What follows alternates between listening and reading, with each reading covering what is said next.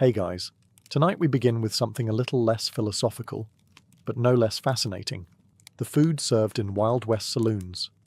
Sure, they were known for whiskey, bar fights, and questionable piano music, but what did people actually eat there? Was it all beans and bacon? Or were there surprises hiding behind those swinging doors?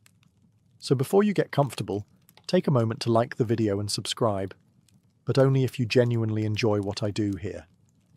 And let me know in the comments where you're tuning in from and what time it is for you.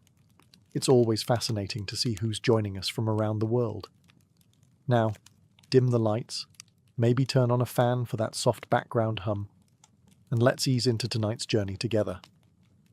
The first thing that hit you when you walked into a Wild West saloon wasn't the piano music or the sound of someone losing a week's wages at cards. It was the smell. Forget the romanticized scent of sizzling steak and fresh cornbread. The real bouquet was more like a punch in the nostrils, a complex blend of sweaty cowboys, wet tobacco, old beer, damp wood, horses that hadn't bathed in a decade, and, if you were lucky, the faintest hint of something cooking in the back. Some saloons tried to mask it with sawdust on the floor, or pipe smoke thick enough to cause temporary memory loss.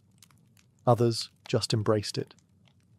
"You don't come here for the air," barkeeps would say, slapping flies off the counter with a rag that hadn't been cleaned since the Civil War.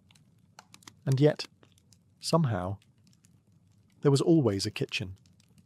It might have been a hole-in-the-wall fire pit with a pan of beans bubbling over embers. It might have been a grumpy woman in a soot-covered apron stirring mystery stew with a spoon that doubled as a self-defense weapon. But food was being made, somewhere, and if you could smell it through the sweat and the whiskey vapor, you were halfway to dinner. That is, if you could find a seat. Most saloons weren't laid out like modern restaurants. There were no servers, no menus with scripted fonts, just a few splintered tables, some rickety chairs, and one long counter where you could eat, drink, argue, or all three in rapid succession. If you were a regular, the cook might shout something like, "beans or stew," and you shouted back your choice without looking up. If you were new in town, they'd stare you down, trying to guess whether you were going to pay or pass out before the plate hit the table. And that's what made saloon dining so special. It wasn't about taste. It was about survival. You ate what they had, not what you wanted. You sat next to strangers who might rob you or save your life tomorrow. And if the food made you sick, well, that's what whiskey was for.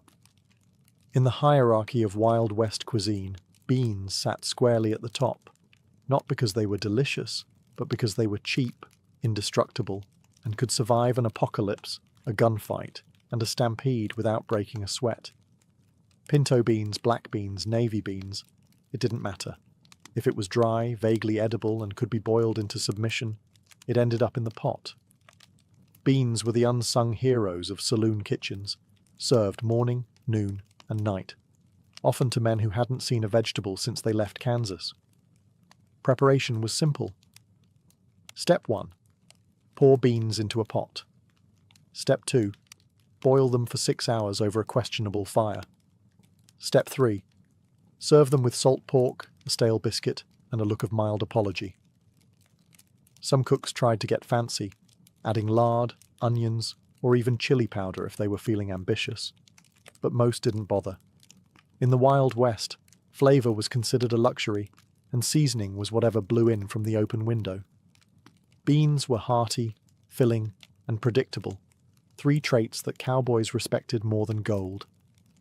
They fueled long cattle drives, powered poker nights, and gave you something to chew on while you waited for the piano player to start again, or for someone to get tossed through the front window. The only downside? Aftermath. 1 cowboy eating beans was tolerable. 10 cowboys in a saloon full of beans was a biological weapon. It's said that some bar fights weren't started by insults, but by a single silent but deadly betrayal near the stove. Still, beans were dependable. When the meat ran out, when the chickens fled, and when the cook had exactly 7 brain cells left from the whiskey fumes, the beans remained. Unbothered, unburnt, unchanged. Some cowboys even preferred them. They could be eaten cold, reheated endlessly, and used as makeshift currency in emergencies. Legend has it a man once bought a horse with 3 pounds of salted beans and a promise never to return. So yes, saloon food had its highs and lows, but beans were the baseline, the bedrock, the humble heartbeat of 1,000 dusty meals.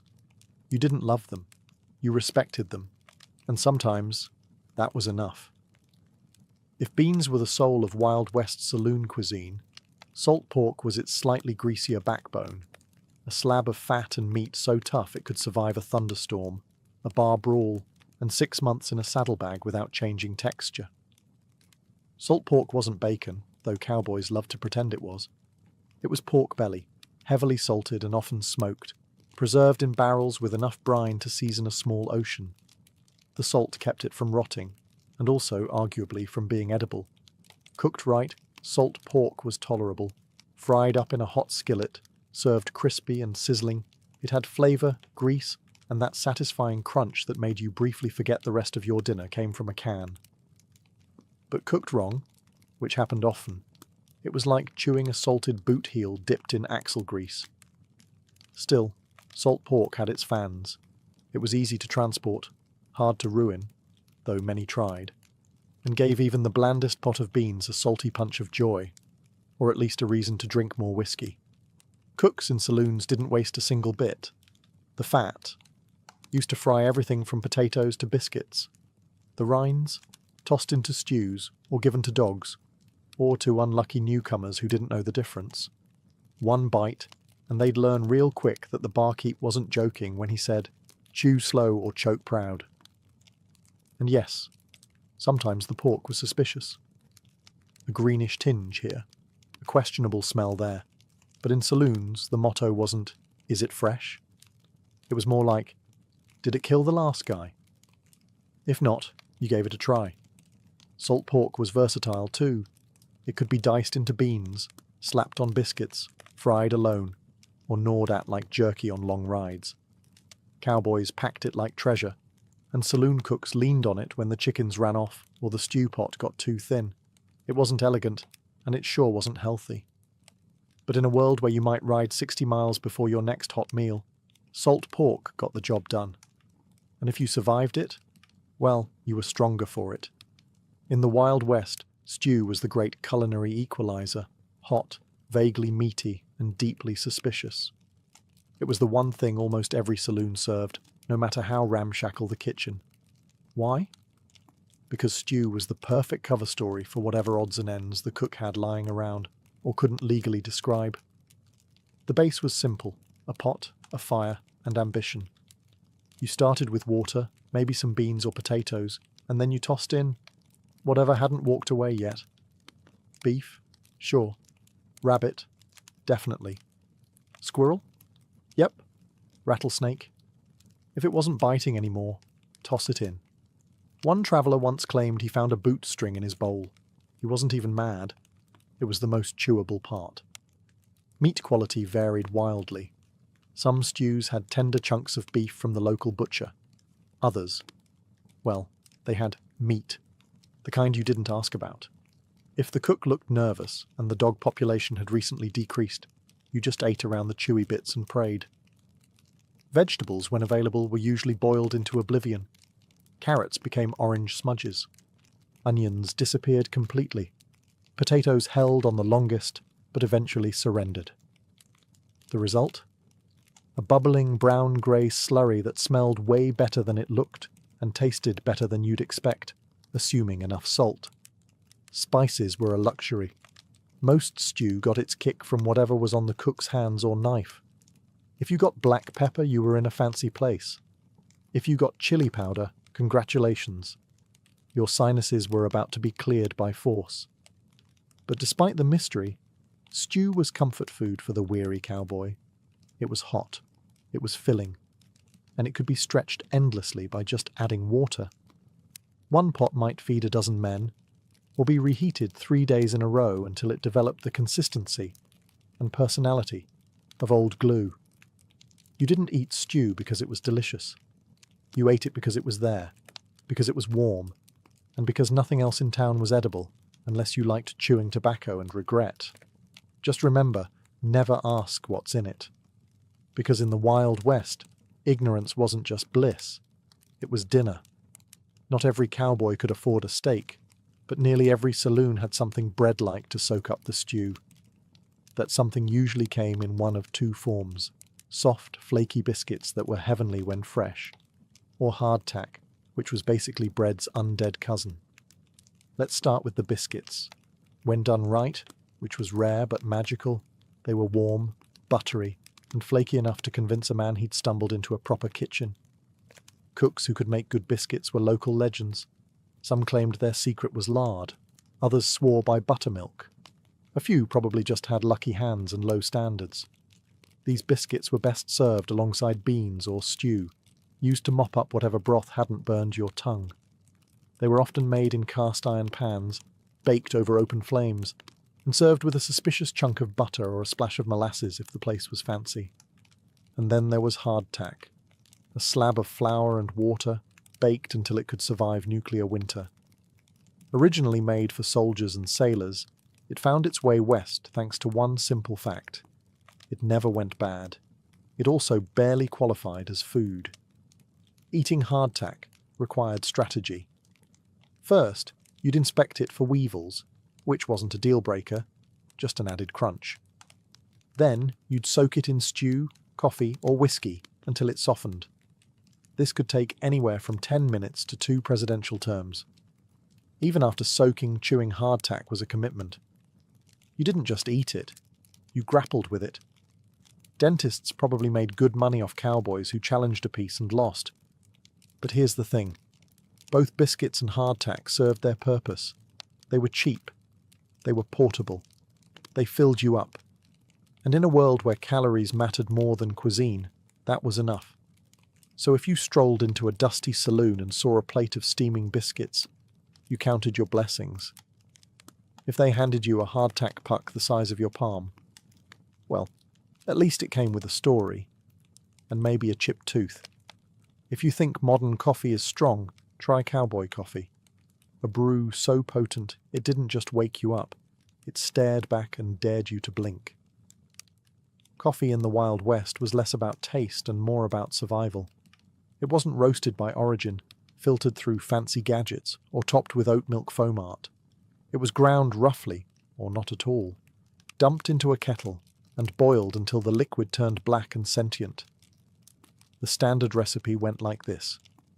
Take water from whatever source you had, hopefully not downstream from the horses. Throw in a handful of coffee grounds, measured by instinct and aggression. Boil it.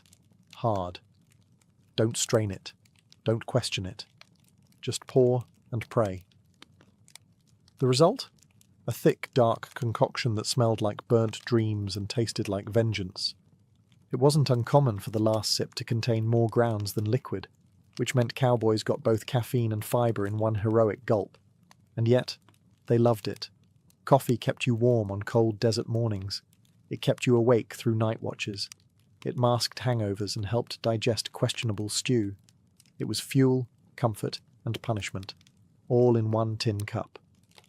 Saloons didn't always serve coffee unless they had a kitchen, but if they did, it came out boiling hot, probably old, and strong enough to strip paint. One cowboy described it as like drinking a kick from a mule, but you miss it when it's gone. Fancy folk might have added sugar or canned milk if available. Everyone else just grimaced and powered through. And if a saloon had been reheating the same pot all day, you'd get the boldest brew known to man, thick as tar and twice as resentful. It's worth noting that some cooks reused old grounds to stretch the pot. This economy method led to coffee that tasted like disappointment and regret, but it still counted. Because in the Wild West, you didn't drink coffee for pleasure. You drank it to feel alive, and stay that way. In the Wild West, meat wasn't just food, it was currency, status, and occasionally a test of bravery. If you could afford it, you might walk into a saloon and order a steak. What you got depended entirely on luck, timing, and whether the cook held a personal grudge against your face. Steak, in theory, was a luxury.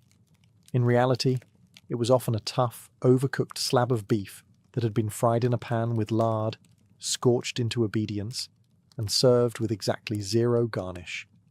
If you asked for it medium rare, the cook would just stare at you until your mustache wilted.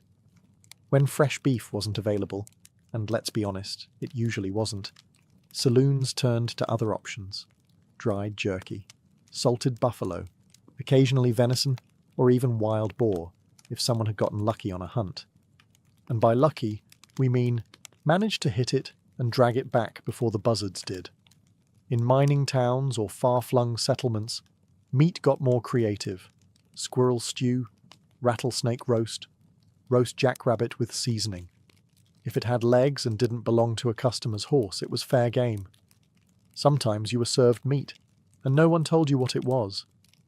That was a sign to eat quietly and not ask questions. If you chewed too long or found something resembling a whisker, you just sipped your whiskey, nodded solemnly, and accepted your fate.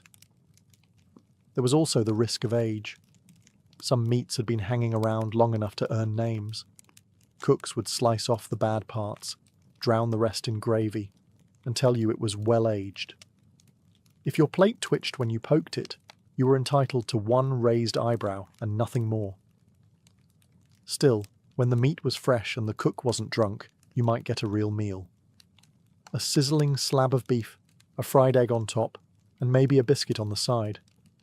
A plate that reminded you why people survived gunfights, for this. But most of the time, you ate what was there, and hoped it didn't eat you back. In a Wild West saloon, dessert wasn't really a category. It was more of a happy accident, the result of a cook with spare ingredients and a tiny sliver of mercy. But if there was one reliable sweetish comfort, it was cornbread, made from simple cornmeal, water or milk, lard, and sometimes a dash of baking powder, if the cook remembered. Cornbread was the Swiss Army knife of the frontier menu. It could be baked in pans, fried in skillets, or even dropped by spoonfuls into boiling stew if someone was in a hurry, or lazy. Alone, cornbread was dry, crumbly, slightly sweet, depending on who made it, and always best served fresh, which meant it was almost never fresh. More often, you'd get a wedge that had been sitting near the stove since sunrise, hardened like a miner's conscience. But here's where the magic happened. Molasses. A dark, sticky, syrupy miracle that turned dry cornbread into something just shy of glorious. It was the cowboys' frosting, the outlaws' drizzle, the lonely gambler's last bit of joy before losing everything on a bad hand. Molasses was affordable, kept well in the heat, and masked the sins of even the driest baked goods. If a saloon had a barrel of it, you were in luck. If they warmed it before serving, you were practically eating at a 5-star establishment by frontier standards. Some cooks went a step further, pouring molasses over skillet-fried cornbread and tossing in a pinch of salt or spice. It wasn't quite cake, but it felt like it if you'd been chewing jerky and hardtack all week. Cornbread with molasses became the default dessert. Quick, cheap, filling, and sweet enough to calm your nerves after a rough ride or a close call in the poker room. No icing, no whipped cream, no frills, just grit, grain, and gooey satisfaction. And for many, it was more than enough. Because when your life involved cattle drives, dust storms, and the occasional shootout, dessert didn't need to sparkle. It just needed to remind you that not everything in the West was trying to kill you. If you were lucky enough to stumble into a saloon before noon, preferably sober and not bleeding, you might have been offered eggs and chicken. And if so, you were in the presence of a miracle. Or a trap.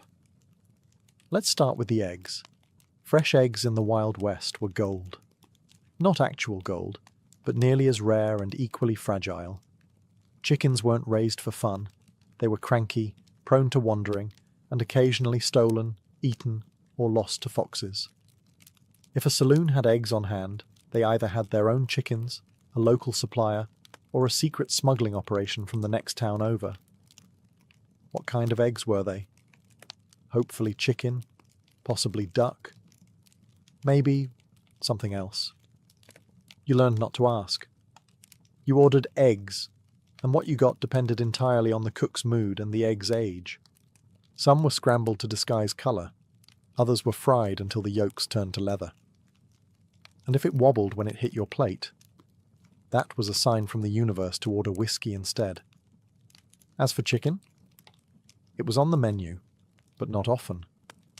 If it said fried chicken, what you'd probably get was a scrawny bird that died angry.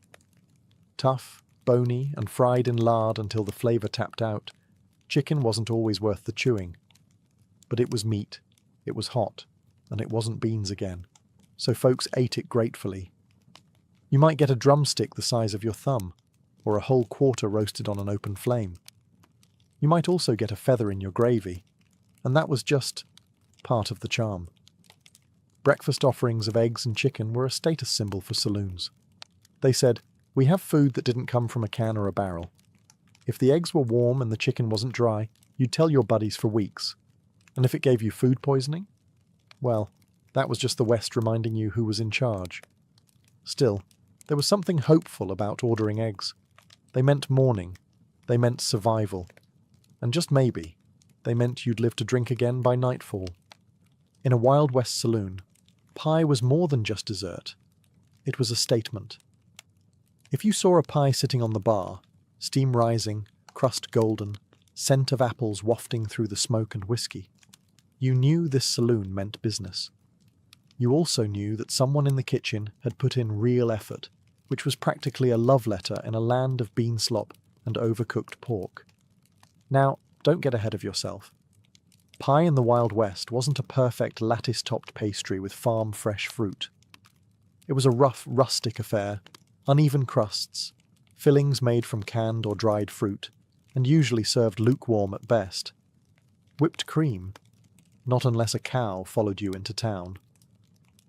The most common varieties were apple, peach, or berry. Berry being a flexible category that sometimes included raisins or things that only vaguely resembled berries. If the cook had a sweet tooth, you might get a dash of cinnamon.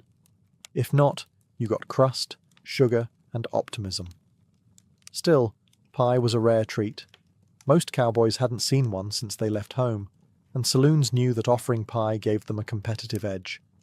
A good slice could pull customers from 2 towns over, and if the pie was warm and flaky, you better believe someone would threaten to shoot over the last piece.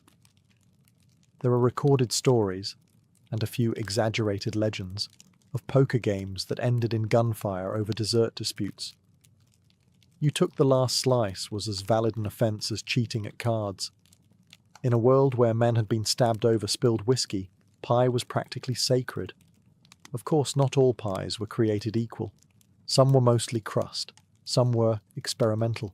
Some had fillings that hinted at being fruit once, in a previous life. But if the stars aligned, the cook was sober, the oven was hot, and the fruit wasn't fermenting, then that pie was something to remember. Because in the dust and grit of the frontier, a slice of pie wasn't just food. It was hope served on a tin plate. Cheese in the Wild West was a lot like a poker game, full of risk, a little bluffing, and a strong chance you'd regret your choices the next morning. It did exist, yes, but only if you knew where to look, and even then, you had to be brave. Because cheese wasn't shipped in tidy wheels wrapped in wax paper.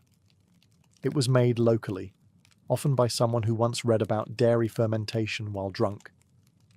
Most saloon cheese came in 2 varieties, hard, yellow, and suspiciously sweaty, or soft, crumbly, and slightly aggressive to the nose. Refrigeration. That was a luxury. So unless it was a particularly cold month or the saloon was near a cave, chances are your cheese had developed a personality. It might be cheddar. It might be something vaguely Swiss. It might be a lump of dairy guesswork with salt on top. And if it squeaked when you bit into it, well, that was between you and your jaw. Cheese was usually served in chunks alongside bread, jerky, or if you were lucky, a pickle. It helped balance out the saltiness of everything else, and gave cowboys a protein boost between brawls. You could even melt it over beans or toast it on cornbread, assuming the cook was feeling artistic. But beware, some saloons cut corners. Cheese might be old butter gone wrong, or curdled milk pressed into a bar shape and rolled in pepper to distract you. One travelling merchant once said he bought cheese in Nevada that tasted like boiled sock with a rind.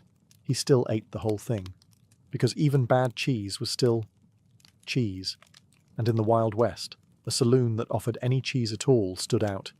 It meant the owner had connections to a local farm, or at least access to a cow that hadn't been rustled yet. Offering cheese wasn't about flavour, it was a flex, a symbol of civilization in a place where most people still bathed with sand. So if a saloon plate came with a slice of cheese, you'd eye it, sniff it, tap it with your fork, and then eat it anyway. Because in the West, a gamble was just part of dinner. If it could be soaked in vinegar and forgotten in a jar, chances are it was served in a Wild West saloon. Pickling wasn't just a flavour choice, it was a survival strategy. Before refrigeration, saloon kitchens relied on brine and sourness to keep food from crawling off the shelf. Vegetables, eggs, fruit, even meat. Nothing was safe from the preserving power of vinegar. And that's how we got pickled everything. Pickled cucumbers? The classic. Crunchy, sharp, and occasionally green. They were served as sides, chasers for whiskey, or just something to chew on between bad decisions. If you were lucky, they were made fresh with garlic and spice. If not, they tasted like regret and rainwater. Pickled eggs? A saloon staple. You'd see them floating in cloudy jars behind the bar, usually near the whiskey. They looked like ghostly eyeballs and had the texture of sadness. Some cowboys swore by them. A quick shot of protein, easy to store, and they mostly stayed down. Others swore at them. Pickled onions? Common in mining towns, sharp, tangy, and strong enough to chase off unwanted conversation. One bite, and you could talk downwind of a stampede. Even pickled peaches or pears might make an appearance. When dried fruit was soaked in sweet brine to create a dish both confusing and strangely addictive. It wasn't dessert, it wasn't dinner, it was just wet, vinegary optimism. The beauty of pickled goods was their shelf life. A saloon could keep jars around for months, sometimes years, without worrying about spoilage. And in a place where meat went bad faster than a poker hand, that was invaluable. But let's be honest. Not all pickled items were created equal. Sometimes the jars weren't sealed right. Sometimes the cook experimented. And sometimes the pickled thing stared back at you. There are tales, possibly exaggerated, of men biting into pickled sausages only to find bones. Or a label that simply read, maybe pork. Still, pickled foods were part of the Wild West experience. Salty, sour, and strangely satisfying. Like everything else that lasted out there. You didn't eat them for pleasure. You ate them because they wouldn't kill you. Probably.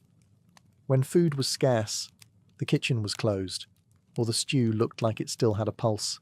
Cowboys and drifters alike turned to the most dependable item on the saloon menu.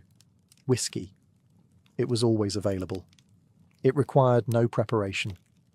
And if you drank enough of it, you forgot you were hungry.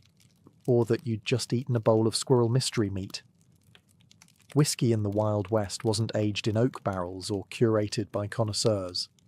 It was rough, raw, and often dangerous. Made from corn, rye, or whatever the barkeep had lying around, it was distilled in backrooms, barns, and bathtubs.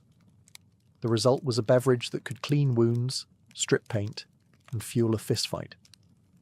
Some called it rot gut, others chain lightning, and a few simply referred to it as lunch.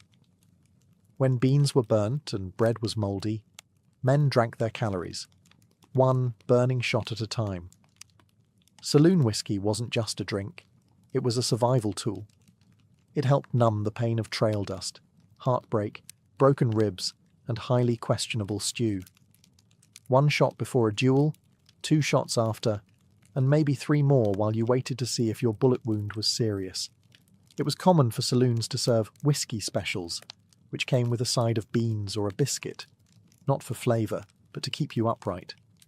Some men ordered whiskey with a pickled egg floating in it, which somehow counted as both hydration and protein.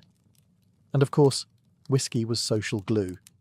You bought it to make friends, to start fights, and occasionally to apologise after both. You could measure a saloon's reputation by how fast its whiskey knocked a man off his stool. Quality? Don't ask. Some whiskey was barely more than coloured moonshine. Additives ranged from tobacco juice to cayenne pepper. It burned going down, and if it didn't, you were probably drinking kerosene. Still, no one complained, because whiskey was warm, cheap, and honest, the only thing on the menu that never lied about what it was. And on nights when your meal came in a glass, with no fork and no judgment, you raised it high, and called it dinner. In any Wild West saloon that dared serve food, there existed a shadowy, smoke-covered figure whose power rivaled that of the bartender, the sheriff, and the town preacher combined: the cook. This individual, often unshaven, always irritable, was either a life-saving genius or a culinary war criminal. There was no middle ground. You'd never see them smile, but you'd remember their cooking for days, either in gratitude or gastrointestinal trauma. Saloon cooks weren't trained chefs. They were usually ex-miners, ex-cons, or ex-somethings who knew how to build a fire and weren't afraid of questionable meat. Their kitchen. A fire pit, a dented stove, and a single cast-iron pan that hadn't been washed since the gold rush. And yet, somehow, they fed entire saloons. On a good day, they'd whip up a pot of chili that could bring a man to tears. In a good way. The biscuits would be warm, the beans cooked through, and the cornbread just sweet enough to remind you of home. But on a bad day, the beans were scorched, the meat was grey, and the stew had an unsettling layer of oil that moved when the pot was still. You didn't complain. You couldn't. Saloon etiquette was clear. Never insult the cook. Because the cook controlled everything. The salt, the grease, the mystery meat ratio. If they liked you, you got the freshest cut. If not, you got the spoon scrapings from last night's disaster, reheated into chilly surprise. They also doubled as the saloon's unofficial bouncer. No one wanted to get hit by a ladle that had just survived frying salt pork. And if the cook had a cleaver, which many did, they could clear a room faster than a shotgun. Despite their moods, these cooks were vital. They kept cowboys on their feet, miners from passing out, and travellers from collapsing mid-sentence. They worked long hours in heat and smoke, took insults as seasoning, and lived by a single rule. If you don't like it, there's the door, or the whiskey. So whether they were your saviour or your saboteur, you always nodded respectfully to the cook. Because in the Wild West, they held your stomach, and your fate, in their greasy, glorious hands. Now that we've walked through the swinging doors, sniffed the stew, and stared down a pickled egg in a foggy jar, the real question remains: would you actually eat the food served at a Wild West saloon? Let's be honest, modern taste buds might not survive the experience. The beans were basic, the meat was a gamble, and the stew was more mystery than meal. You'd need strong teeth, a stronger stomach, and the kind of appetite that comes from riding 40 miles on a sunburned horse with nothing but dust in your lungs. But here's the thing. For the cowboys, miners, gamblers, and misfits of the American frontier, saloon food wasn't about gourmet flavour or Instagram-worthy plating. It was about fuel, calories, heat, a warm plate between gunfights, train robberies, or another night sleeping in a barn next to a mule named Regret. It was about survival. You didn't ask where the meat came from. You didn't complain if the biscuit crumbled like chalk. You just sat down, ate what was handed to you, and washed it down with something strong enough to kill bacteria, or at least make you stop caring about it. And when food was good? When the beans were fresh, the coffee didn't bite back, and the cook had spared a little molasses for the cornbread. It felt like a miracle. So would you eat it? If you lived back then? Yes. You wouldn't just eat it, you'd be thankful for it. You'd scrape the bowl, wipe the plate with your crust of bread, and order seconds with coins that still smelled like dynamite and horse sweat. You'd laugh with strangers, curse the cook, toast with whiskey, and maybe, just maybe, end the night with a slice of pie and a story worth telling. Because saloon food wasn't glamorous. It was gritty, greasy, and real. And in a world where the West was still wild, that was enough. Long before tattoos were scrawled across biceps and backs in trendy shops with buzzing needles, they were something far older, etched not with fashion in mind, but with mystery, meaning, and survival. Let's rewind to a time when cities didn't exist, when gods hadn't yet been given names, and humans lived close to the bone, in both spirit and skin. Enter Ötzi the Iceman. Discovered in 1991, frozen in a glacier between Austria and Italy, his mummified body was over 5,000 years old, older than the pyramids, older than Stonehenge. And yet, across his leathery skin, researchers found something incredibly modern: tattoos. 61 of them, to be precise. They weren't ornamental spirals or stylized animals. They were dark carbon marks, dots and lines running down his spine, behind his knees and around his ankles. Here's where it gets wild. The locations of Ötzi's tattoos matched known acupuncture points. Was this a primitive form of pain management? An ancient healing technique? Or something more spiritual? A rite of endurance carved directly into the flesh? We'll never know for certain. But one thing is clear. Even in the Stone Age, humans were already marking their bodies with purpose. And Ötzi wasn't alone. In ancient Egypt, tattoos appeared predominantly on women, including priestesses and dancers. These weren't decorative butterflies or names of lost lovers, but rather symbolic patterns, often placed around the abdomen, thighs, and chest. Some scholars believe these tattoos were intended to offer protection during childbirth, to channel fertility, or to ward off evil spirits, like spiritual armor drawn right onto the body. Even in Nubia, south of Egypt, archaeologists unearthed mummies with animal figures tattooed on their limbs: bulls, crocodiles, symbols of power and survival. Across these early societies, tattoos weren't acts of rebellion. They were acts of reverence, resilience, and ritual. They carried meaning, not in ink alone, but in pain, permanence, and belief. So next time you see someone's sleeve of ink at the gym or on the subway, remember, they're carrying on a tradition that started not in a studio, but in the ice, in the sand, and in the sacred silence of forgotten millennia. If you ever thought tattoos were just edgy accessories or signs of rebellion, try saying that in front of a Polynesian chief and watch the room go quiet. In Polynesian cultures, tattoos weren't optional or decorative. They were sacred. In fact, the word tattoo itself comes from the Tahitian word tatau, meaning to strike. And that's exactly how it began. With bone tools dipped in soot, rhythmically tapped into the skin with a stick, each strike echoing centuries of tradition. In places like Samoa, Tonga, and especially among the Maori of New Zealand, tattoos weren't just art. They were identity. A person's moko, the intricate facial tattoos of the Maori, could tell you everything you needed to know: their rank, their family, their ancestry, even their personal achievements. The face wasn't just a canvas, it was a living resume, and removing it would be like erasing a man's entire life. Young men would often receive their first tattoos during painful, ceremonial rites of passage. This wasn't a Friday night decision after a few drinks. It was a spiritual transformation. The process was excruciating. No anesthetics, no numbing creams, just raw courage and a communal belief in the deeper purpose of the pain. Women, too, were tattooed, often on the lips, chin, or thighs, symbols of beauty, maturity, and mana, the sacred power believed to flow through all living things. A woman without tattoos could be considered incomplete, a canvas left blank in a world full of stories. But colonialism, as it often does, tried to erase it all.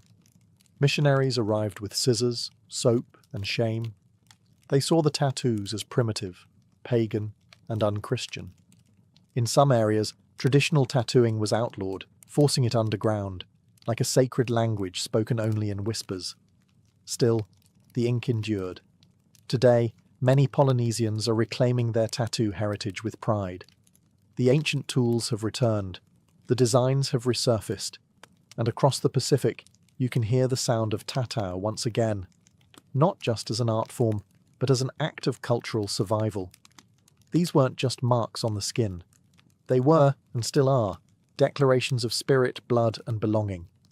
Step into the world of togas, gladiators, and philosophers, and you might not expect to find tattoos. After all, when we think of ancient Greece and Rome, we imagine marble statues and clean, idealized bodies. But peel back the myth, and you'll find ink lurking in the shadows. In ancient Greece, tattoos were originally associated with slaves and criminals. In fact, the Greek word stigma, yes, the root of our modern term stigmatize, referred to the permanent marks branded or inked into someone's skin as punishment. These weren't symbolic or decorative. They were labels, warnings. If you were a runaway slave or a captured enemy, your captor might tattoo your forehead with a message like, "Stop me, I ran away," a permanent scarlet letter etched into the skin. The Romans, pragmatic as ever, borrowed this idea and took it further. Soldiers in the Roman army, especially those in specialized legions, were often tattooed to mark their loyalty, a kind of flesh-bound dog tag. But they also used tattoos to brand gladiators, slaves, and prisoners of war. It wasn't about identity, it was about ownership. There's a darker twist here. The early Christians, persecuted by Roman authorities, were sometimes tattooed as a form of humiliation, but centuries later, Christians would reclaim the practice. Pilgrims to Jerusalem in the Middle Ages often returned with small crosses tattooed on their arms, proof of their devotion and suffering.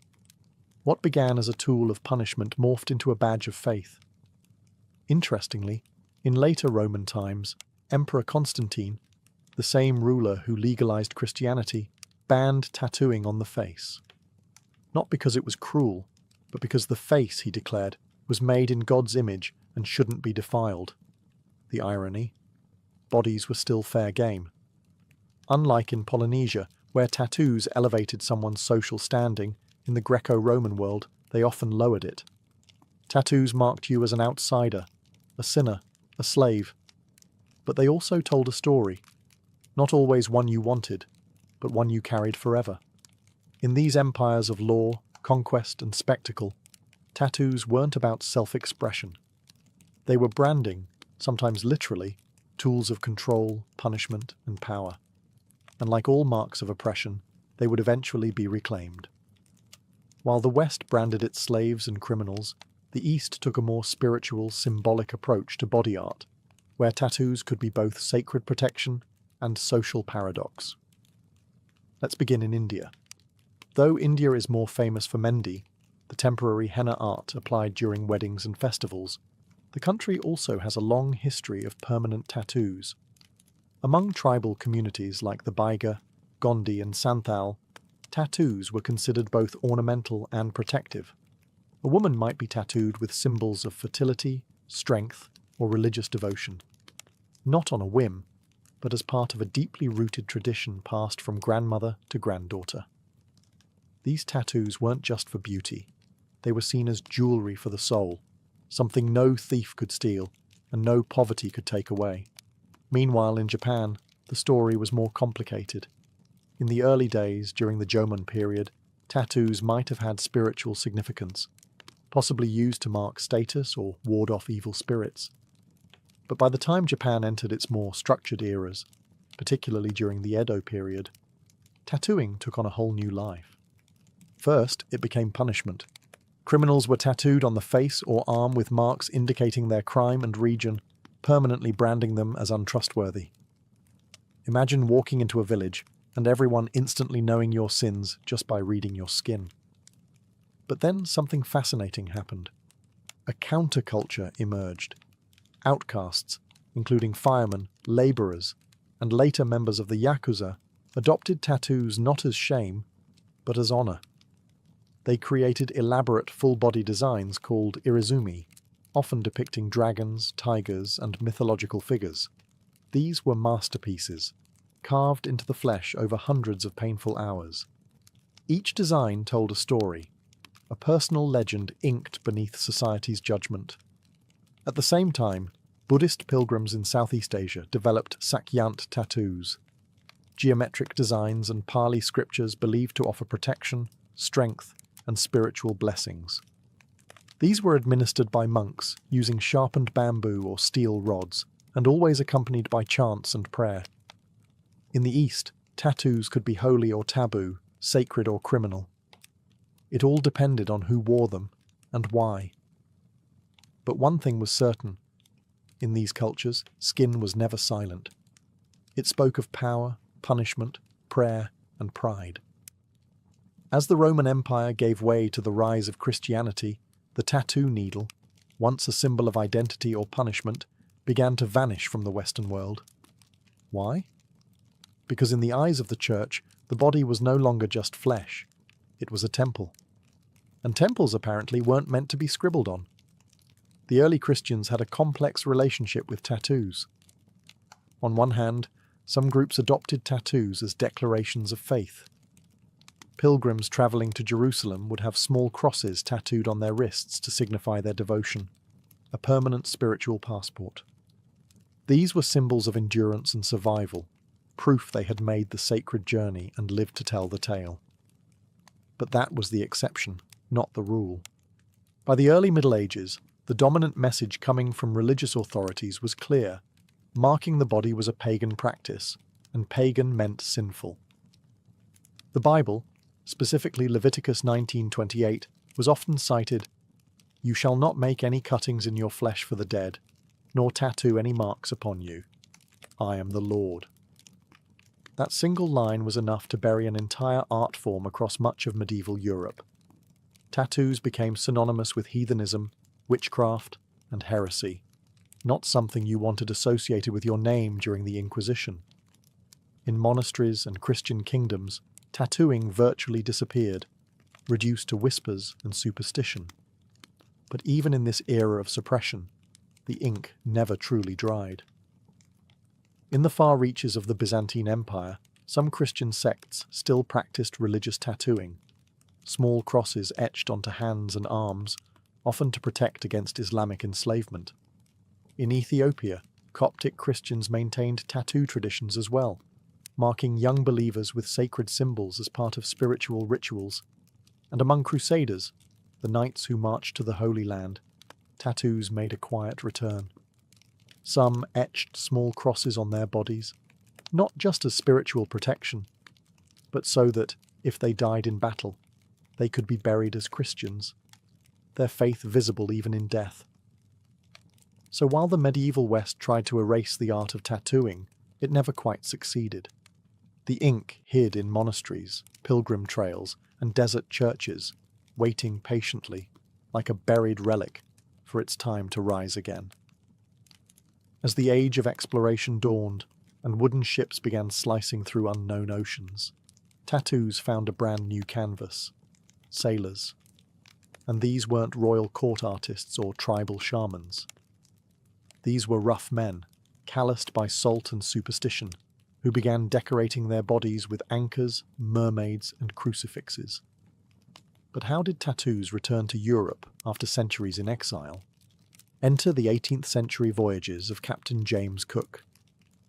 When his crew arrived in Polynesia, they encountered entire societies marked in ink. Intrigued and amazed, many sailors got tattooed themselves, both to honour the cultures they encountered and, let's be honest, to prove they'd been somewhere exotic. Returning to port with tattoos wasn't just fashionable. It was a kind of resume, a living record of where you'd sailed and what you'd survived. Soon, tattoos became the unofficial uniform of the seafaring class. But it wasn't just about style, it was steeped in superstition. An anchor on the forearm symbolized stability. A pig and a rooster, often tattooed on the feet, were believed to prevent drowning since those animals were kept in wooden crates that floated during shipwrecks. Some sailors even tattooed "Hold Fast" across their knuckles, hoping it would give them the grip to survive rough seas and tangled ropes. And then there were the religious icons. crosses on the back, the Virgin Mary over the heart. Sailors believed these tattoos offered divine protection, an extra layer of spiritual armor when the ocean turned against them. As these inked-up sailors filtered back into European and American ports, tattoos spread with them, not to the nobility, but to the fringes. Dock workers, soldiers, convicts. Tattoos were now the language of the lower classes, the drifters and the daring. Still, they held meaning. In the US, Civil War soldiers began tattooing their names and regiments on their arms, a grim preparation in case they died in battle and needed identification, a small, painful insurance policy in a world without dog tags. So while kings and clergy shunned tattoos, the men who mapped the world wore them with pride. For them, each mark was a story, a wound, a charm, a prayer. And when the world ended in waves or cannon fire, it might be the only thing left that told your name. By the 19th and 20th centuries, tattoos had drifted far from temples and tribal rites. In many parts of the world, they had become marks of defiance, especially behind bars.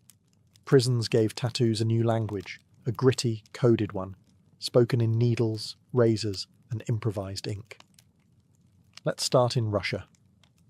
Under the iron shadow of the Soviet Union, a secret society of tattoos flourished inside the gulags. These weren't decorative. They were biographical, symbolic, ruthlessly hierarchical. A star on the shoulders? That meant you commanded respect. Barbed wire around the neck? You were a lifer, never getting out. A cathedral with domes on your chest? Each dome represented a sentence served. The tattoos told your crimes, your rank, your defiance.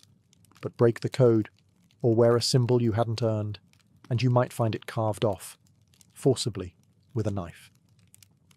In Japan, the Yakuza transformed the art of irizumi, once a punishment, into a badge of honor. Full-body suits of dragons, koi fish, and samurai warriors covered skin from shoulder to ankle, often hidden beneath business suits. Getting tattooed wasn't just an act of rebellion. It was a rite of loyalty, painful, expensive, and permanent. In the West, prison tattoos carried their own meanings. In American jails, a teardrop beneath the eye might signal that you've committed murder, or, in some cases, lost someone close. Cobwebs on the elbows could symbolize long sentences, dots on the knuckles, numbers, acronyms, entire identities rewritten in ink, hidden from guards but clear to anyone fluent in the language. These tattoos were often done with smuggled sewing needles, paper clips, and pens melted into ink. There was no glamour here, just pain and symbolism.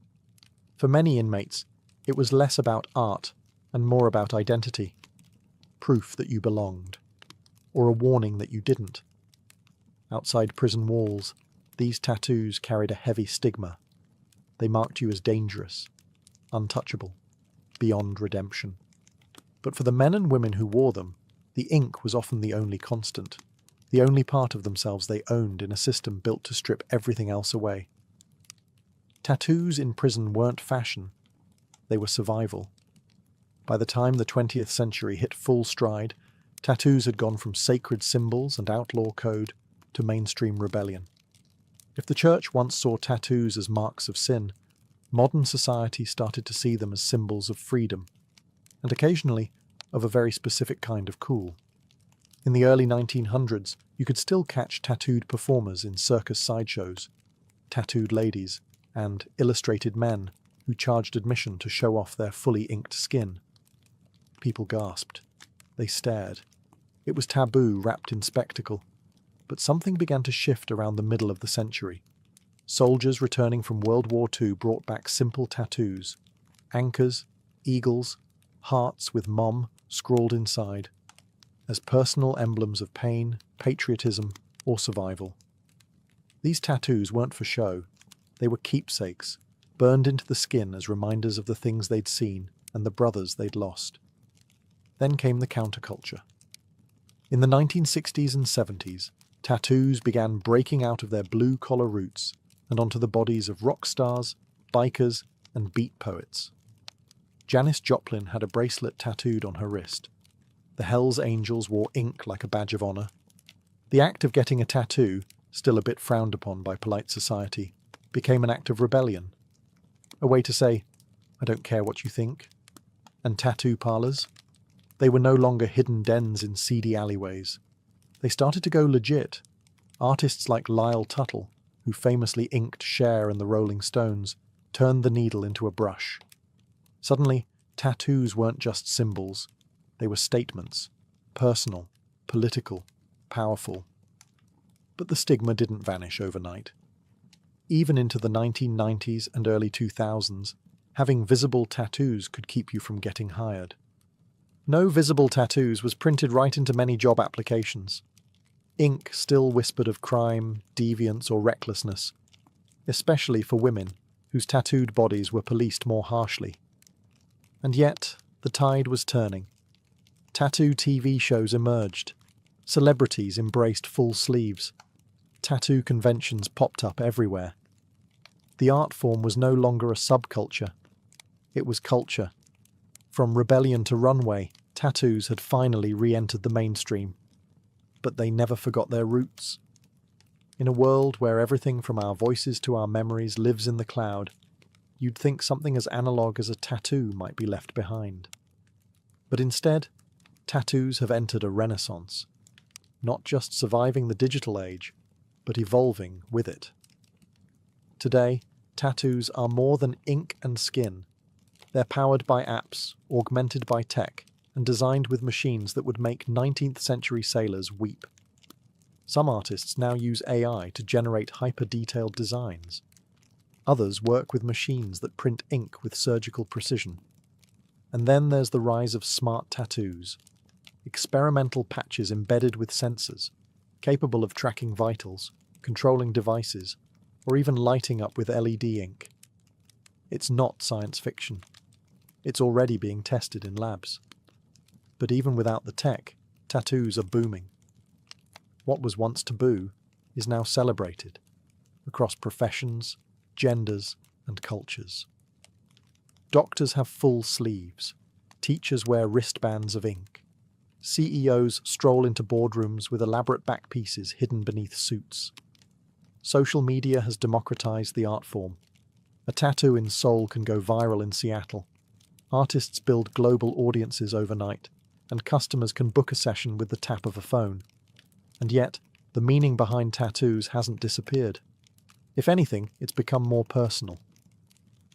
People now tattoo sound waves of loved ones' voices, coordinates of where they met their partners, portraits of pets, constellations from their child's birth night, quotes in forgotten languages, etched forever to remember, to heal, to belong. Cultural tattooing is resurging too. Indigenous communities from the Arctic to the Andes are reviving ancestral designs, reclaiming identity through skin. What was once suppressed is now proudly worn, a walking act of remembrance. Of course, debates still rage. Is it art or trend? Sacred or superficial? Can you truly own your story if it's filtered through algorithms and likes? But maybe that's the point. Tattoos have always lived in that grey area, between pain and beauty, permanence and transformation. They are both primal and futuristic, a whisper from the past and a declaration for tomorrow. And as long as humans crave meaning, memory, and mark-making, tattoos will endure.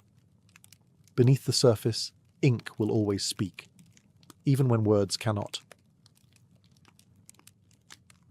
Before empires clashed and blood soaked the sand, before kings trembled at her name, Tomyris was simply a daughter of the wind, born to the raw, open steppe.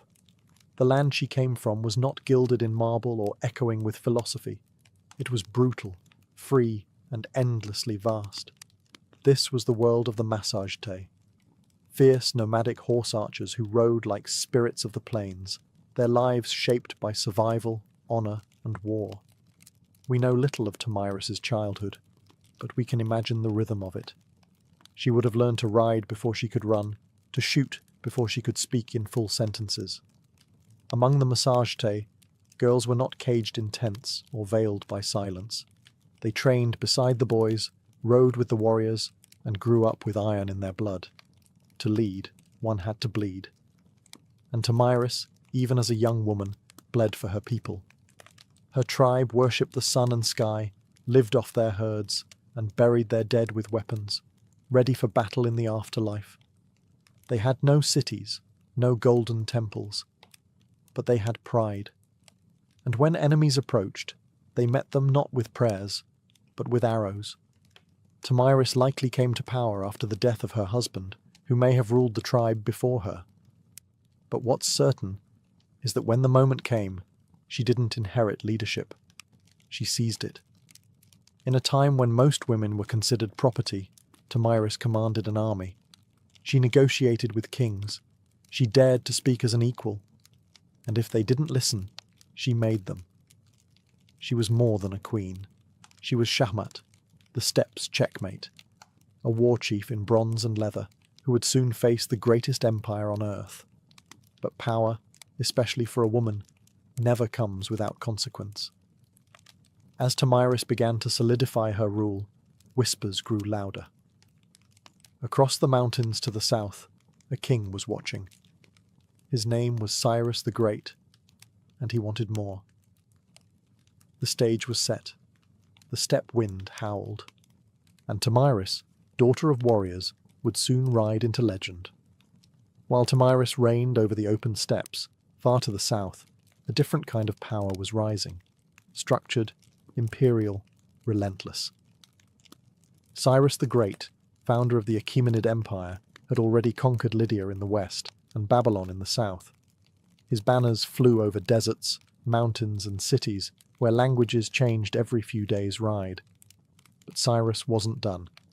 He was a builder of empires, and every builder eventually eyes the horizon. To Cyrus, the Massagetæ were a threat wrapped in opportunity. They weren't rich in gold or cities, but they controlled the northeastern frontier, and that meant access to key lands, resources, and trade routes. More importantly, the Massagetæ had something no empire could afford to ignore: pride. And pride, in Cyrus's eyes, could be bent or broken. But Cyrus also knew that brute force wasn't always the best first move. He had a reputation for cleverness, diplomacy, and strategic trickery. So he tried a different approach, one that kings before him had used to dissolve threats without a single drop of blood. He proposed marriage. According to ancient sources, notably Herodotus, Cyrus sent envoys to Tomyris offering an alliance through matrimony. On paper, it was a royal match, the great king of Persia and the warrior queen of the Massagetæ. But Tomyris wasn't naive. She saw the proposal for what it was, not an offer of love or partnership, but a calculated attempt to absorb her people without a fight. She declined, and that rejection didn't sit well in the halls of Persepolis. With the diplomatic games over, Cyrus shifted to his favourite language: war. He ordered his army to cross the Araxes River, the natural barrier that separated Persia from the land of the Massagetæ. He was going to take what Tomyris refused to give. But Tomyris was already preparing. She knew the terrain. She knew how her people fought, on horseback, fast and furious. And most of all, she knew Cyrus wasn't just coming for land. He was coming to crush a woman who dared to say no. The world's most powerful king had declared war, but he had no idea what kind of fury he had just awakened on the steppe. Cyrus the Great, master strategist and seasoned conqueror, believed he could outwit Tomyris. He had faced kings, crushed cities, and subdued nations. To him, the Massagetæ were little more than wild nomads with fast horses and no cities to defend. He didn't realize he was stepping into the path of someone just as cunning and far more furious. Tomyris had warned him. After rejecting his marriage offer, she sent a clear message: cross the Araxes River, and you will regret it. But Cyrus crossed anyway, building a bridge of boats to carry his army into Massagetæ land. Instead of striking immediately, Tomyris pulled her forces back, luring Cyrus deeper into unfamiliar terrain. The Persians found an abandoned camp, well stocked with food, and more importantly, wine, a luxury the nomadic Massagete rarely indulged in. It was a baited trap, and Cyrus took it, perhaps thinking the enemy had panicked and fled. Inside the camp, he left a portion of his army under the command of General Harpagus, a trusted officer. As the Massagete returned under the cover of night, they fell upon the drunk and unsuspecting Persians with deadly precision. The battle was brutal and swift. Among the dead was Spargapises, Tomyris' son and a Massagete commander. Accounts differ on what happened next. Some say Spargapises was taken alive and, realizing his capture, begged for death and took his own life. Others claim he was killed in the fighting, but all agree. When news reached Tomyris, something inside her shattered, and then turned to steel. Her grief was volcanic, but her rage, that became legendary. She sent another message to Cyrus. This one wasn't a warning, it was a vow. "You may be a glutton for blood," she said, "but I swear I will give you your fill." She promised to make the ground run red with Persian blood, and her vengeance would not be quiet. Cyrus had taken her son. He had violated her land.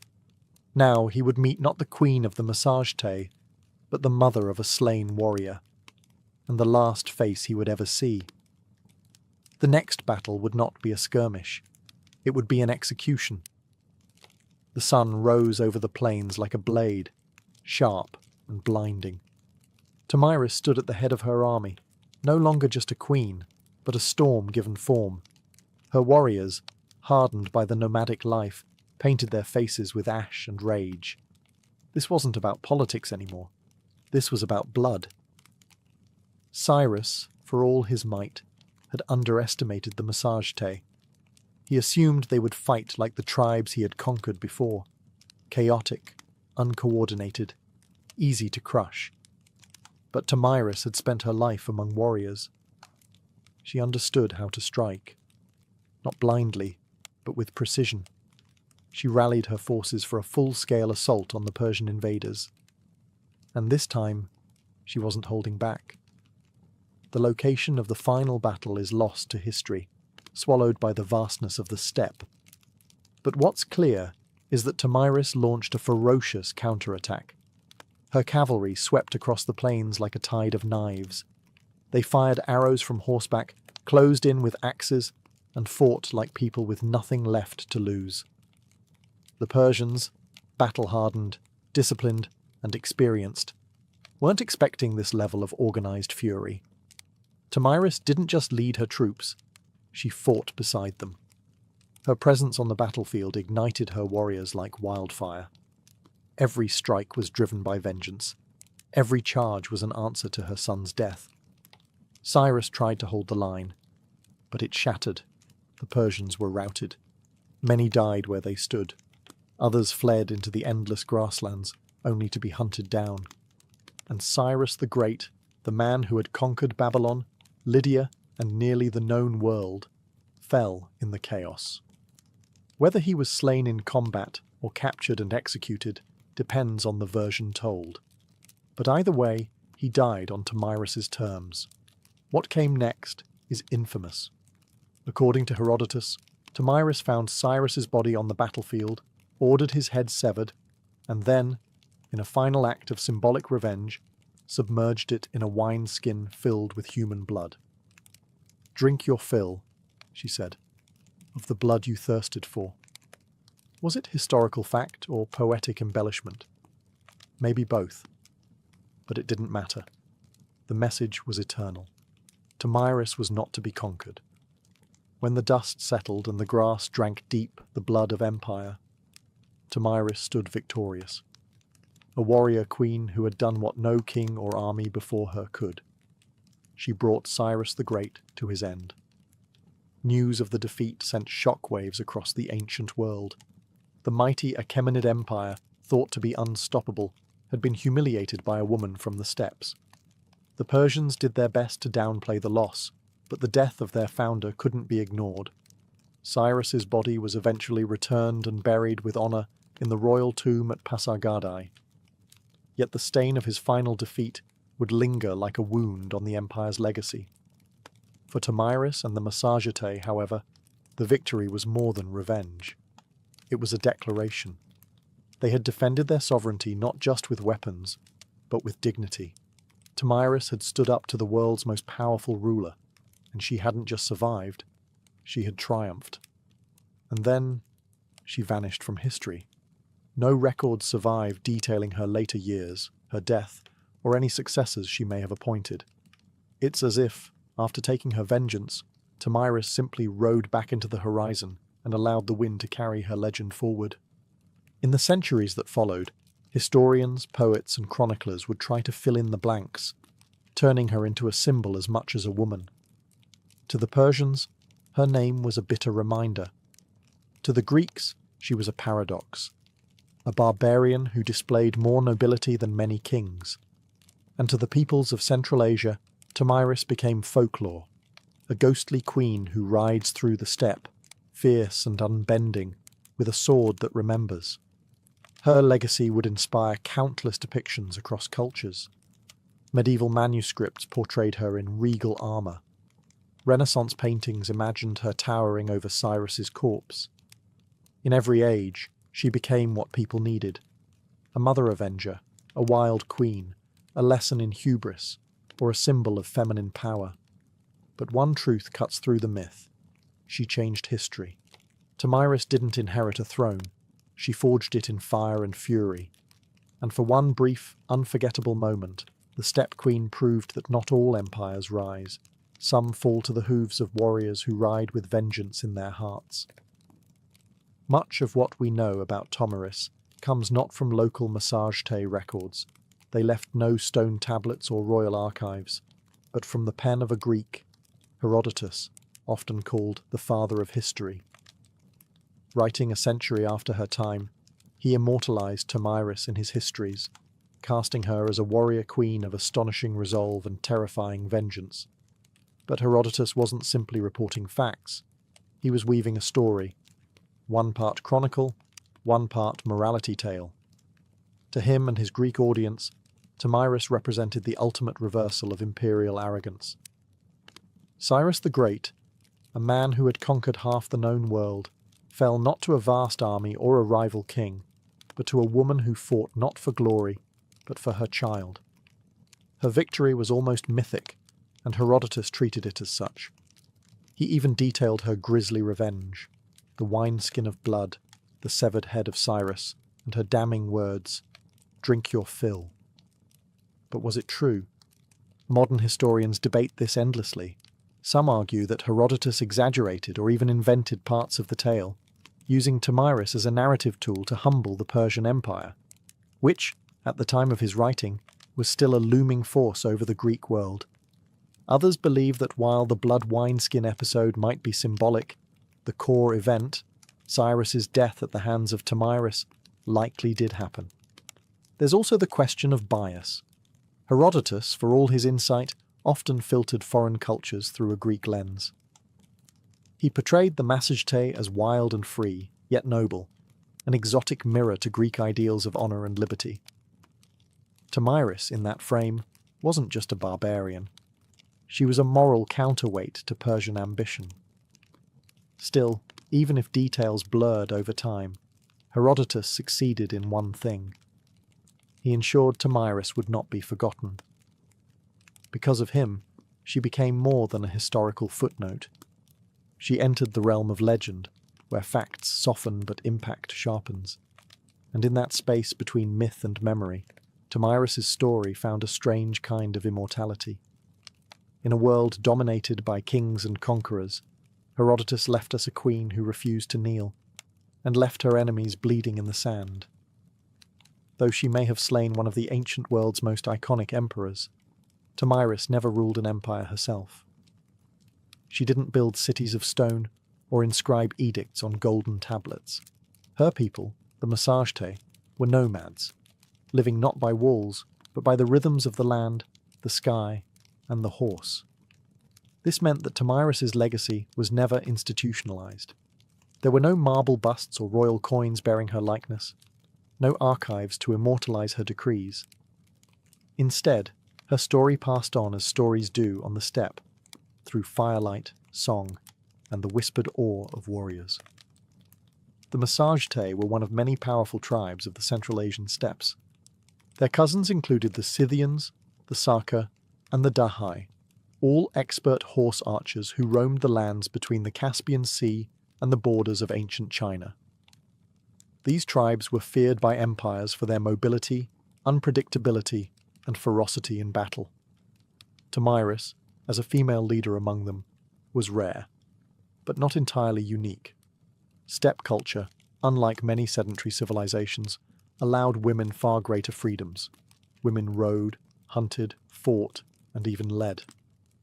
Among the Scythians, graves of female warriors, buried with weapons, armor, and horse gear, have been found by archaeologists, confirming that the stories of fierce steppe queens were more than just legend. Tomyris stood at the pinnacle of that tradition. Her power didn't come from inheritance or religion. It came from respect, grit, and sheer capability. She was a unifying force among scattered clans, a political leader and a military commander in a landscape where survival meant riding faster, shooting better, and fearing nothing. But because the Massagetæ left no monuments, Tomyris became a kind of phantom queen, her name echoing only in the writings of outsiders and in the oral traditions of the steppe. To the Persian scribes, she was a warning, to the Greeks, a marvel, and to her people, likely a memory carried in bloodlines and battle songs, a ghost who rode with them across the plains. Empires may rise and fall in stone, but the stories of the steppe live on in the wind. And Tomyris, fierce, grieving, and unbroken, became its voice. Centuries passed, and the empires that once surrounded the Massagetæ rose and crumbled. Cyrus's successors built Persepolis, fought Alexander the Great, and faded into the dusty footnotes of time. But Tomyris? Her legend endured, not in the palaces of kings, but in the hearts of those who refused to bow. Across Central Asia, she became more than a queen. She became a symbol of female strength, of resistance, of the untamed spirit of the steppe. In many ways, Tomyris embodied a kind of defiance that transcended geography. She was not Roman, not Greek, not Persian, and so her story belonged to no empire. That made her dangerous and inspiring. In the medieval Islamic world, chroniclers occasionally mentioned her name, reshaped by language but never quite forgotten. In some versions, she was praised for her justice and vengeance. In others, she was seen as a savage queen, a reminder that power in the hands of a woman could be both glorious and terrifying. By the time the Renaissance rolled around, European artists rediscovered her tale through the writings of Herodotus. Painters depicted her in elaborate armor, standing triumphantly over Cyrus's lifeless body. In one dramatic painting, she holds his severed head aloft like a trophy, blood-soaked and victorious. It was theatrical, yes, but also political. These artists were fascinated by the idea of a woman who didn't just survive in a man's world, she won. In the 19th and 20th centuries, Tomyris became a nationalist icon in regions like Kazakhstan, Uzbekistan, and Turkmenistan. Poets and educators reclaimed her as a historical heroine, proof that the roots of Central Asian identity were fierce, proud, and deeply feminine. Her name appeared in textbooks, statues, and even military ceremonies. A woman who had once ruled on horseback with a bow in hand was now riding once more, through memory and myth, through rebellion and pride. In a world that still wrestles with the idea of powerful women, Tomyris remains a challenge. She wasn't perfect, saintly, or tame. She was decisive, brutal when necessary, compassionate only to those who deserved it. She was resistance in human form, and the blood of empire on her hands was a crown she wore without apology. History tends to favour the builders of monuments, the writers of laws, the kings who carve their names into stone. Tomyris did none of these. She left no empire behind, no palace to excavate, no royal seal to decipher. And yet, her name still lives. Not because she ruled forever, but because she refused to be erased. She stands as a contradiction to how history often remembers women, not as helpmates or footnotes, but as forces of destiny. Tomyris didn't beg for recognition. She took it with blood and fire. She didn't ride behind a king. She rode against one, and won. Her story is retold in classrooms from Central Asia to Europe, not simply because she killed Cyrus the Great, but because she dared to defy him. She wasn't defending an empire. She was defending freedom, a freedom that rode on the backs of horses, that hunted with hawks, that slept under the stars.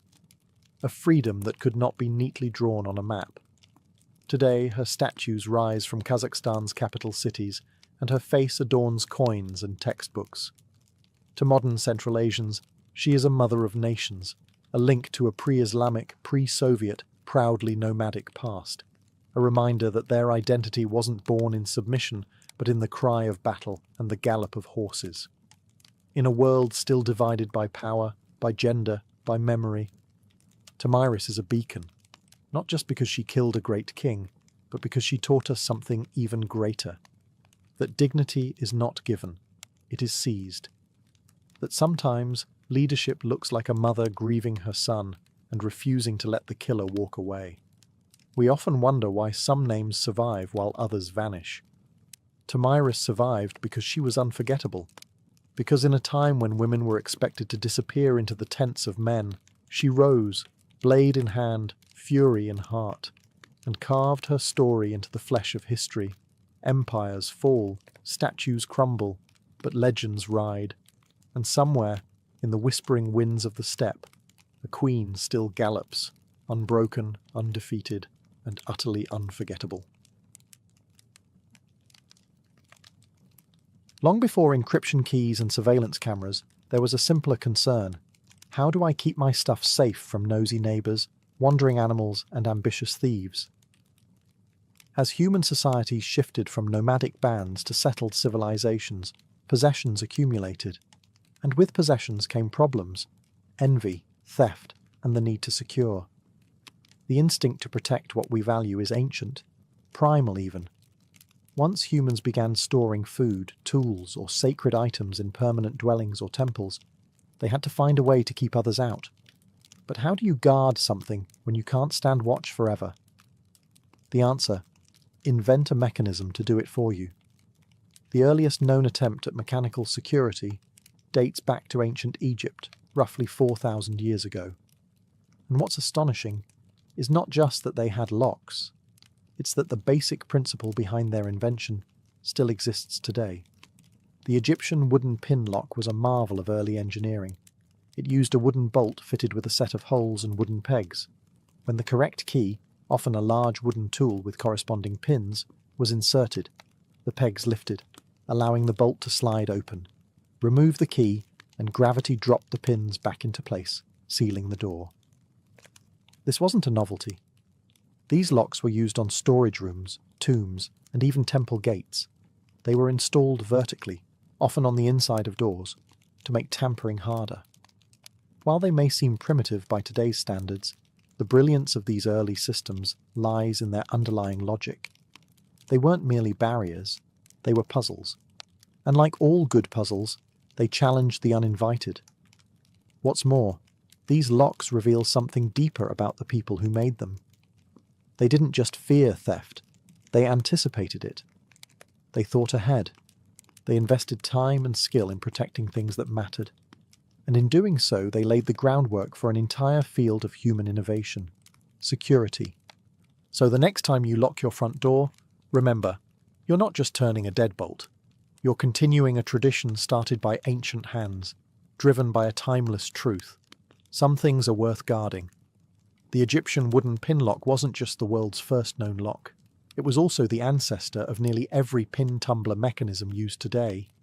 Simple, elegant, and surprisingly effective, it served temples, homes, and storage rooms across ancient Egypt for centuries. And it all started with a few pieces of wood, a bit of clever design, and a deep need for privacy. Imagine a large wooden door, not one with hinges like today's, but more like a vertical plank barrier. On the inside of that door sits a wooden bolt that slides horizontally to block the entrance. But embedded within that bolt are several holes, and inside each hole rests a wooden peg. Those pegs drop into slots cut into the door frame itself, preventing the bolt from sliding open. It's locked. Now here's the magic. The key, a large wooden implement resembling a modern toothbrush, has corresponding pegs or pins that match the positions of those in the bolt.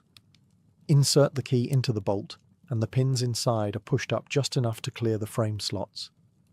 Once lifted, the bolt can slide open freely. Remove the key, and gravity does the rest. The pins fall back into the frame holes, relocking the door. It's mechanical memory without springs or gears, just wood, weight, and ingenuity. What made this system so impressive was its balance of complexity and reliability. It was relatively easy to craft using available materials, but hard to bypass without the correct key. And since each lock was slightly different, thanks to hand carving, keys weren't interchangeable. Your lock was your lock. These pin locks weren't reserved just for the rich or royal either. Archaeological findings at sites like Nineveh, and even later at Persian and Assyrian locations, show the concept spread widely across ancient civilizations. Egypt may have invented the idea, but the lock had legs. Beyond practical use, these locks carried symbolic power. In tombs and sacred buildings, locking something wasn't just about physical protection. It signified reverence, finality, the belief that certain things should remain untouched unless you were worthy enough to possess the key. Security in ancient Egypt wasn't just a function, it was a statement. While Egypt gave us the earliest mechanical locks, ancient Mesopotamia pioneered a very different form of security, one that relied less on mechanics and more on identity. In the land between the Tigris and Euphrates, security wasn't sealed with bolts and tumblers. It was pressed in clay, with symbols, authority, and trust. The people of Mesopotamia, including the Sumerians, Akkadians, Babylonians, and Assyrians, developed a method of securing goods not by locking them, but by making unauthorized access visibly impossible. How? With cylinder seals, small carved stone rollers engraved with unique images or inscriptions. These seals were rolled over wet clay used to close containers, doors, or even official documents.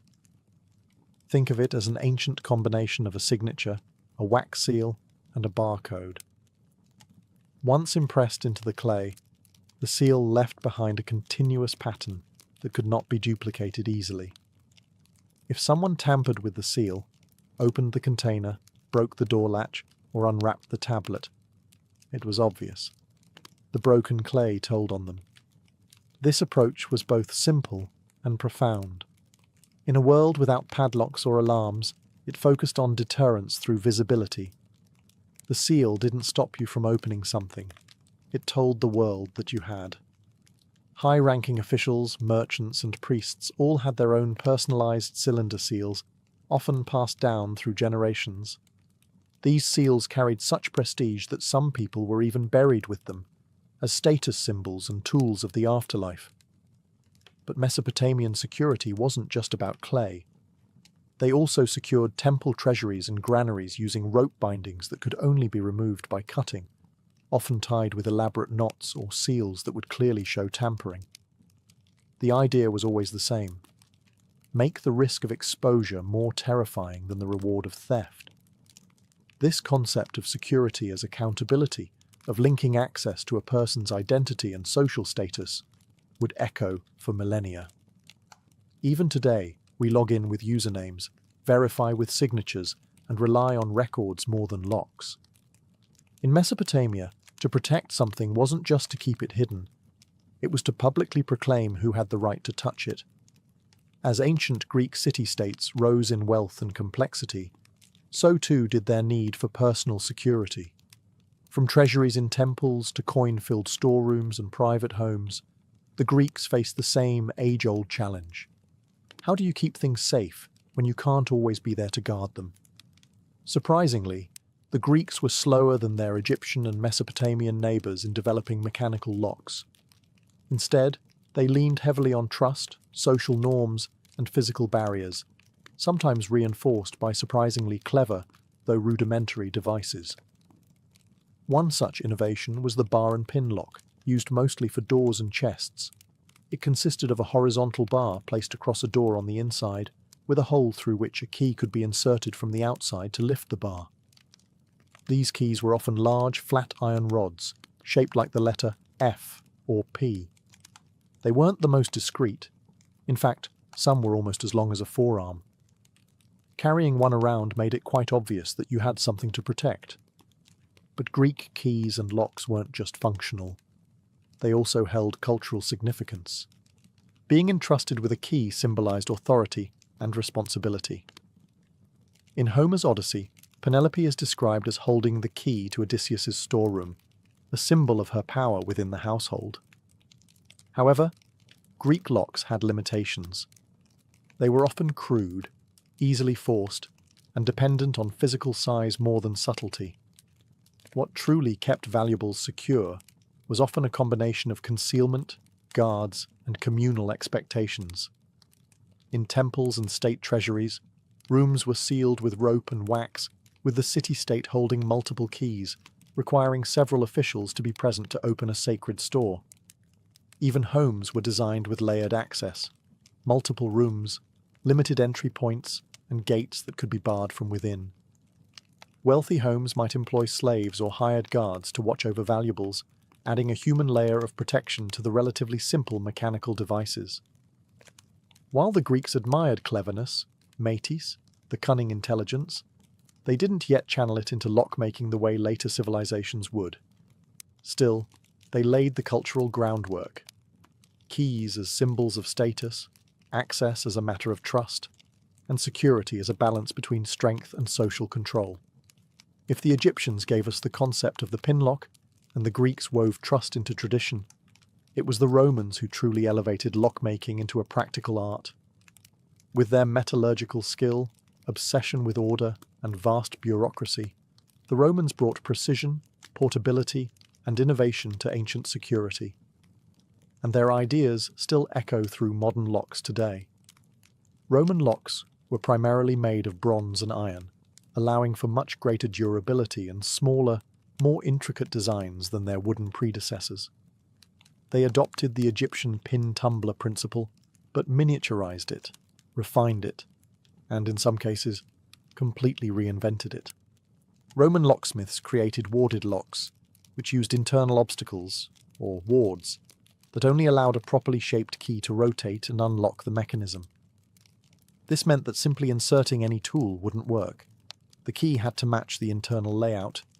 Their keys, by the way, were marvels in themselves.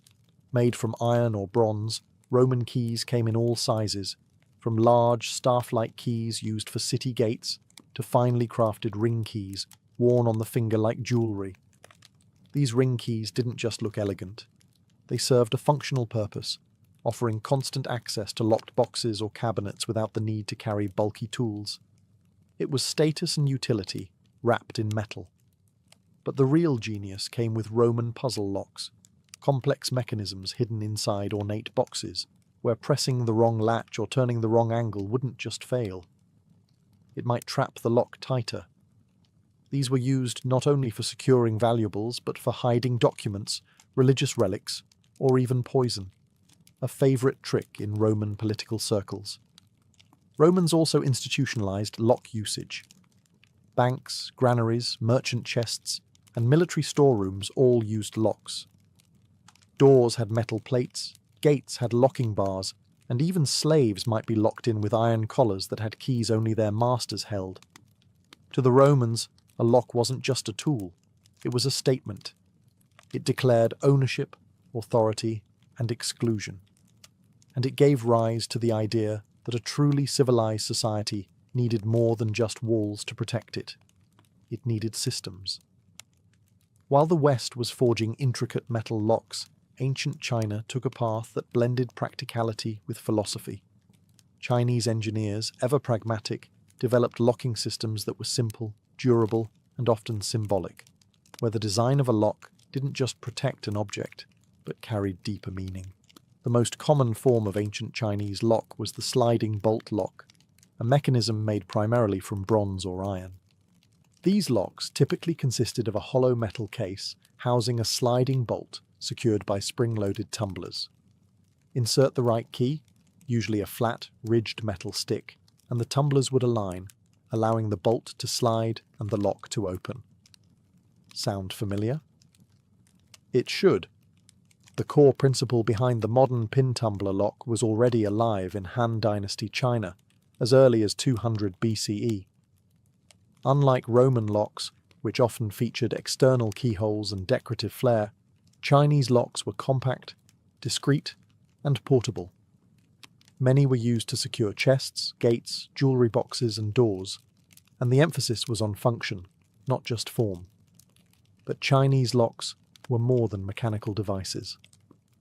They were often cast in the shape of animals, tigers, dragons, turtles, or inscribed with symbols representing luck, protection, or wealth.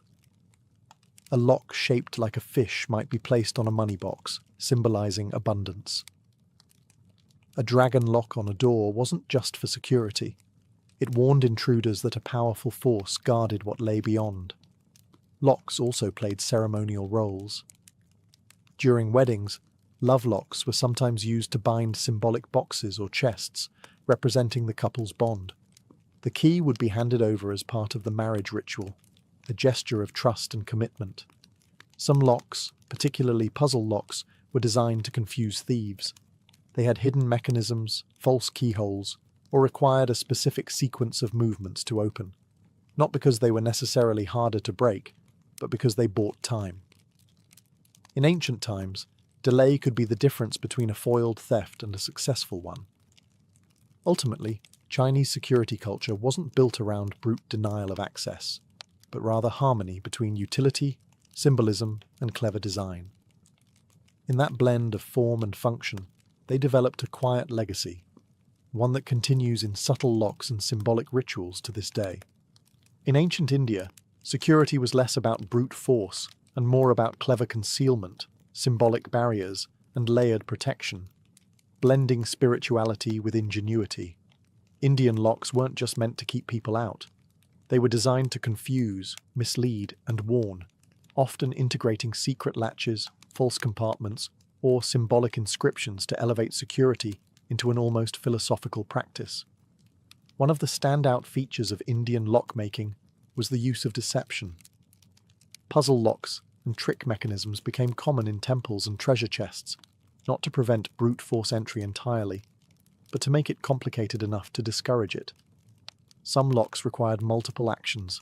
Press one hidden button, twist a second lever, and only then would the key turn. Others had decoy keyholes that served no purpose except to trick the uninvited. Temple security especially saw intricate applications. Temples housed offerings of gold, sacred texts, and revered relics. Instead of simply hiding these behind locked doors, priests often layered security, not just physically, but ritually.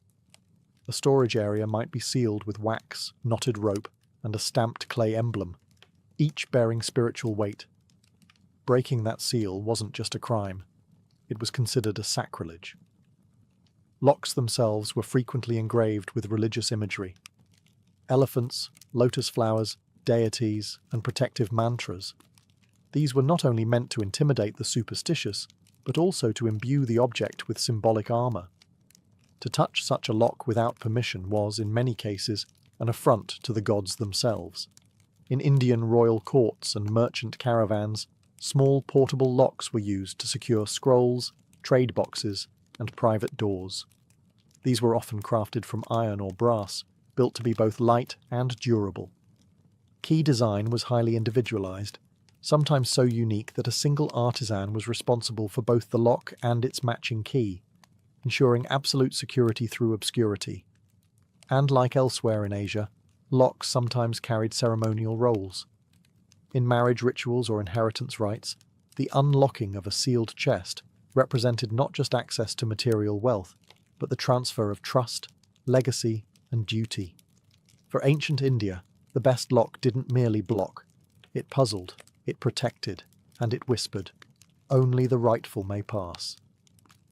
As civilizations grew and trade routes stretched from Rome to China, the need for portable security became urgent. Whether protecting goods in a merchant's caravan or safeguarding a general's war chest, ancient locks had to do more than guard temples or doors. They had to travel. In the ancient world, trade was booming. Silk moved westward from China. Spices flowed from India. Glassware, textiles, coins, and scrolls crisscrossed continents.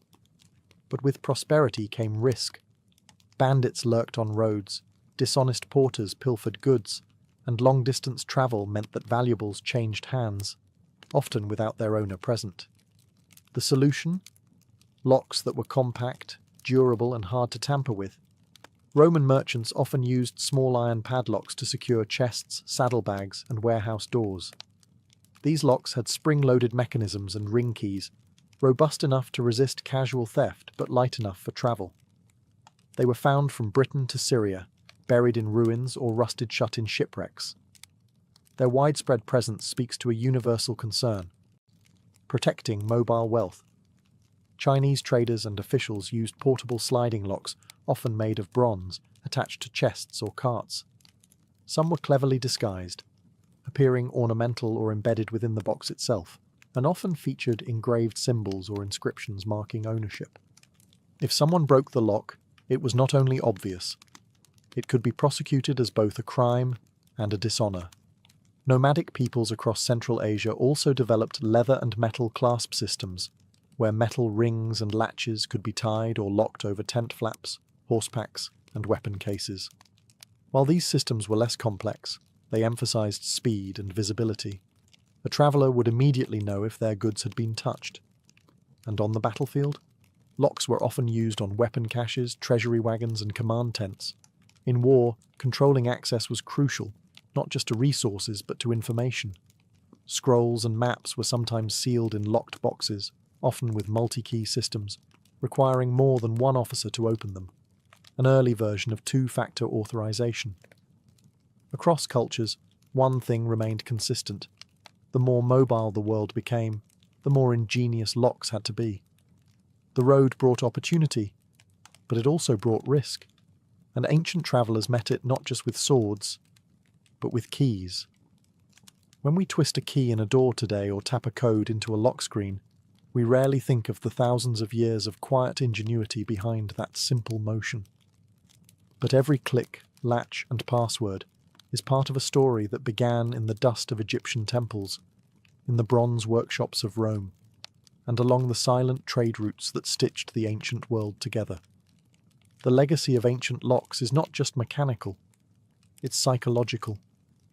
These early inventions reflect something deeply human: our desire to protect, to exclude, to define what is ours.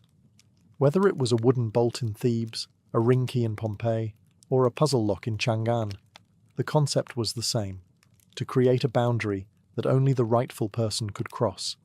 And over time, these boundaries evolved into more than physical barriers. They became symbols. A lock on a temple door didn't just secure gold, it preserved the sacred.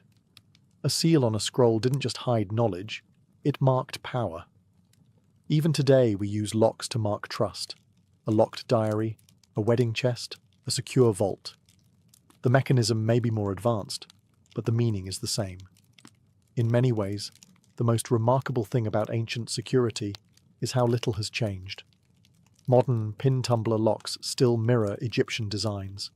Today's privacy seals, passcodes, and even blockchain security echo ancient ideas: personal access, tamper-proofing, and symbolic control. But there's a philosophical twist, too. Ancient locks were never foolproof. They could be picked, broken, or bypassed, just like today. But their power lay not just in denying entry, but in declaring boundaries. They told the world, "This is mine.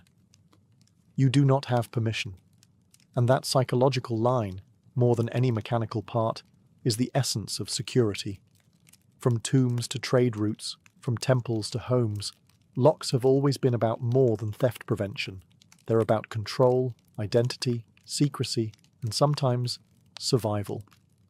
So the next time you slide a deadbolt or hear a safe click shut, remember, you're not just using a tool. You're continuing a story written by kings, merchants, warriors, and priests, each of them trusting a small piece of technology to hold back the world.